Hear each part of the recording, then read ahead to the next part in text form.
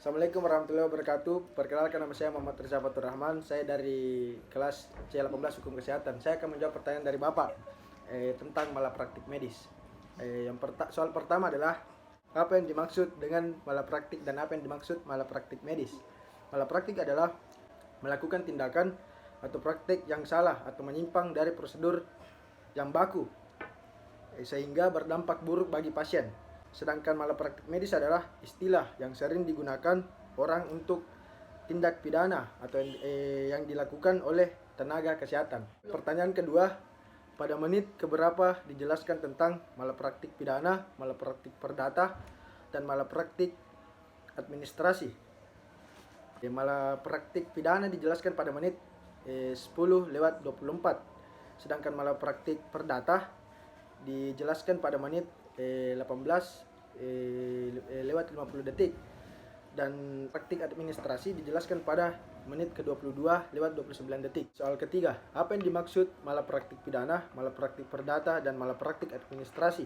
Yang pertama, malapraktik pidana yaitu didasarkan dipenuhi tidaknya unsur pidana sehingga karenanya bergantung dari jenis kriminal praktis yang dituduhkan, apakah kesengajaan atau kelalaian. Jika terbukti bersalah, dokter dapat dipidana sesuai jenis pidana yang dilakukan.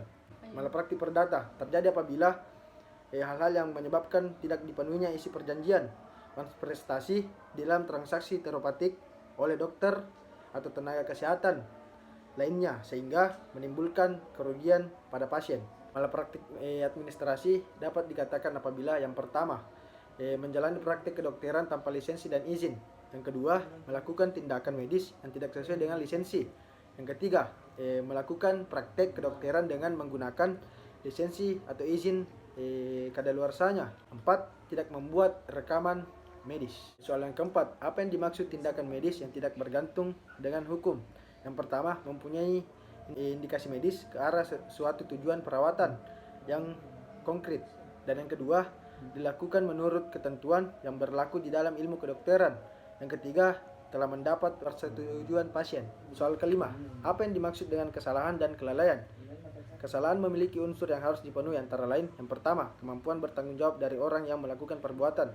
Yang kedua, hubungan batin tertentu dari orang yang melakukan perbuatan berbentuk kesengajaan atau kealpaan. Yang ketiga, tidak adanya pemaaf. Kelalaian adalah kesalahan yang pada umumnya yang ditemukan akibat tidak berhati-hati dalam suatu hal yang dia kerjakan sehingga terjadilah hal-hal yang tidak disengaja. Baiklah, itu yang sempat saya sampaikan. Lebih dan kurangnya mohon dimaafkan. Wabillahi taufiq wal hidayah. Assalamualaikum warahmatullahi wabarakatuh.